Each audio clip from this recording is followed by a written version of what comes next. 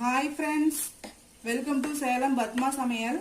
இன்னைக்கு நம்ம என்ன பார்க்க போறோம்னா கொஞ்சம் ஹெல்தியான ஒரு குருமா தான். அது பார்த்தீங்கன்னா பெங்களூர் ஸ்டைலில் ஹோட்டலில் பார்த்தீங்கன்னா இந்த மாதிரி வெஜிடபிள் சாகுன்னு தான் கொடுப்பாங்க. இது பார்த்தீங்கன்னா ரவா இட்லி, பூரி, தோசை இதுக்கெல்லாம் சைட் டிஷ் நல்லா இருக்கும். அதுதான் பார்க்க போகிறோம். வாங்க போய் பார்க்கலாம்.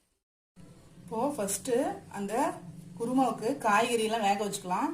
அதுக்கு 5-6 பீன்ஸு, ஒரு பெரிய சைஸு கேரட்டு, ஒரு நூக்கல், கொஞ்சமாக ஒரு கைப்பிடி அளவுக்கு ஃப்ரெஷ் பச்சை பட்டாணி, ஒரு உருளைக்கிழங்கு. ஃபஸ்ட்டு இதை நம்ம குக்கரில் போட்டு வேக வச்சுக்கலாம்.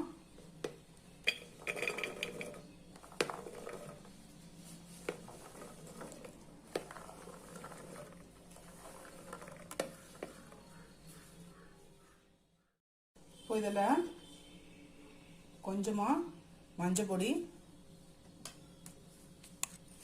ஒரு 1/2 டீஸ்பூன் அளவுக்கு உப்பு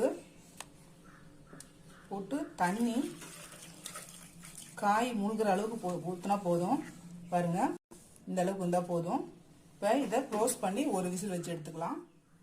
அடுத்ததாக நம்ம மசாலா அரைக்கணும். அதுக்கு தேவையான பொருள் பார்த்தீங்கன்னா ஒரு 1/4 மூடி அளவுக்கு தேங்காய் இந்த மாதிரி நான் வந்து கீனி வச்சுருக்கேன்.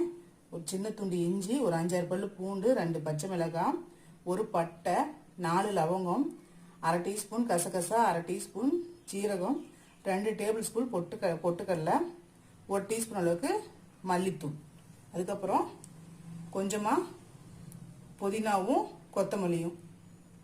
இப்போது இதெல்லாம் சேர்த்து நம்ம அரைச்சிக்கலாம். மிக்ஸி ஜார் எடுத்துக்கிறேன். அந்த புதினா கொத்தமல்லி போட்டுக்கலாம். ஃபஸ்ட்டு இந்த பச்சை மிளகாய், பூண்டு, இஞ்சி, தேங்காய்,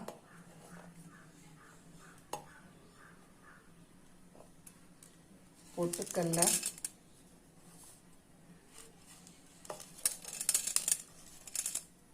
அதுக்கப்புறம் மீதி இருக்கிற ஐட்டம் எல்லாத்தையுமே கலந்து தண்ணி ஊற்றி நெய்ஸாக அரைச்சி எடுத்துக்கலாம்.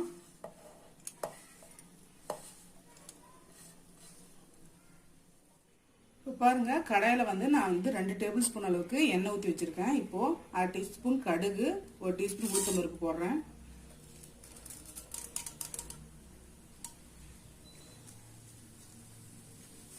ரெண்டு பிரியாணியில போட்டுக்கலாம். கடுகு பொரிஞ்சிடுச்சு. 2 பெரிய வெங்காயம் கட்டி வச்சிருக்கேன். கொஞ்சமா கருவேப்பிலை. சரி, ஃபஸ்ட்டு வதக்கிக்கலாம்.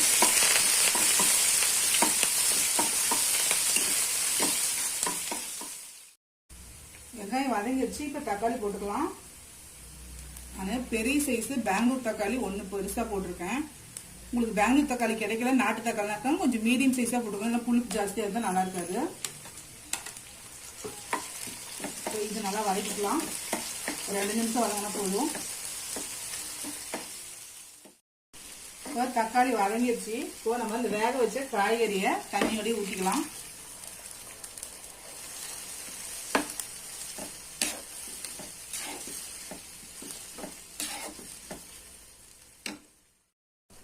இப்போ நம்ம அரைச்ச அந்த தேங்காய் பேஸ்ட் ஊற்றிக்கலாம்.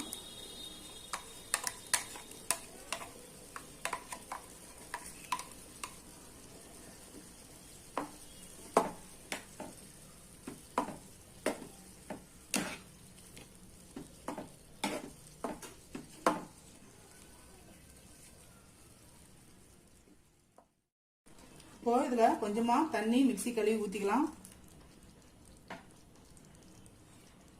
உப்பு காய் வைக்கும் போதே போட்டுக்கலாம். ஒரு 1/2 டீஸ்பூன் அளவுக்கு.